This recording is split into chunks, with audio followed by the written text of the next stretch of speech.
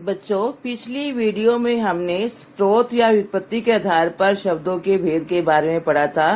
Next है हमारा रचना के आधार पर शब्द के कितने प्रकार के होते हैं। रचना या बनावट के आधार पर शब्द 3 प्रकार के होते हैं, रूढ़, यौगिक, योग रूढ़। अब रूढ़ क्या होते हैं? रूढ़ शब्द वास्तव में मूल शब्द होते हैं। इन्हें अलग अलग करने पर इनके खंडों का कोई अर्थ नहीं निकलता। जैसे नाक शब्द के न जमा क, ना तो ना का कोई अर्थ है और न का कोई अलग अर्थ है। इसी प्रकार खाट ख जमा ट, खा का कोई अर्थ नहीं है और ट का भी कोई अर्थ नहीं है।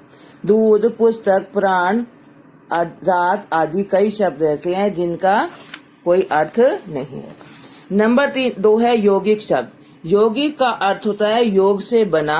मूल शब्दों में अन्य शब्द जोड़कर बने शब्द यौगिक शब्द कहलाते हैं। इन शब्दों के खंड करें तो प्रत्येक खंड का अर्थ होता है। जैसे विद्यालय, विद्या जमा आले अर्थात विद्या का घर। सुपुत्र, सु जमा पुत्र, सु मीन्स अच्छा, पुत्र मीन्स पुत्र, अच्छा पुत्र।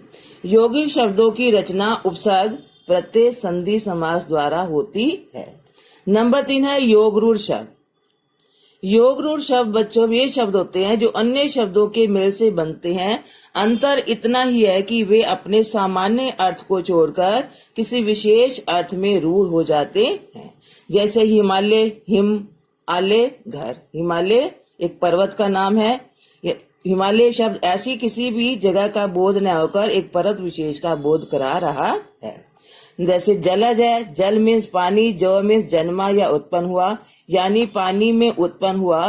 पानी में तो बहुत से बच्चों जीव और वनस्पतियां उत्पन्न होती हैं, लेकिन यहाँ जलज शब्द कमल के अर्थ में रूढ़ हो जाता है। जैसे दशानन, 10 है आनंद जिसके, 10 सिर वाला कौन था? रावण, तो ये रावण के लिए रूढ़ हो गया। लंबोदर, लंबा है उदर जिसका, उदर मीन्स होता है पेट, तो ये गणेश के लिए रूढ़ हो जाता है। उसके बाद है नंबर 3 प्रयोग के आधार पर। शब्दों का वाक्यों में प्रयोग करने पर कुछ शब्दों के रूप बदल जाते हैं, कुछ ऐसे ही रहते हैं। वाक्य में प्रयोग के आधार पर शब्द 2 प्रकार के होते हैं। नंबर 1 विकारी शब्द, नंबर 2 अविकारी शब्द। विकारी शब्द क्या होते हैं? वाक्य में आने पर जिन शब्दों के रूप में लिंग, वचन, कारक आदि के कारण विकार में होता है परिवर्तन आता है, उन्हें विकारी शब्द कहते हैं। विकारी शब्द 4 प्रकार के होते हैं। नंबर 1 संज्ञा, सर्वनाम, विशेषण और क्रिया। अब प्रयोग के अनुसार इनका रूप बदल जाता है। जैसे संज्ञा शब्द है बच्चा, बच्चे, बच्चों आदि। सर्वनाम है जैसे वह, वे, उनका, उन्होंने आदि। विशेषण जैसे मोटा का मोटी हो जाता है, ऊंचा का ऊंची। क्रिया जैसे आता है, आते हैं, आएंगे, आए थे। नंबर 2 अविकारी शब्द। वाक्य में आने पर लिंग, वचन और कारक आदि के कारण जिन शब्दों का में कोई परिवर्तन नहीं आता उन्हें अविकारी शब्द कहते हैं। विकारी जिसमें परिवर्तन आता है और अविकारी जिनमें कोई परिवर्तन नहीं आता। ये इन शब्दों को अवयव भी कहा जाता है। अविकारी शब्द भी 4 प्रकार के होते हैं, क्रिया विशेषण, संबंध बोधक, समुच्चय बोधक और विस्मय आदि बोधक। इन चारों के बारे में बच्चों हम अपने व्याकरण के पाठ 14 में पढ़ेंगे।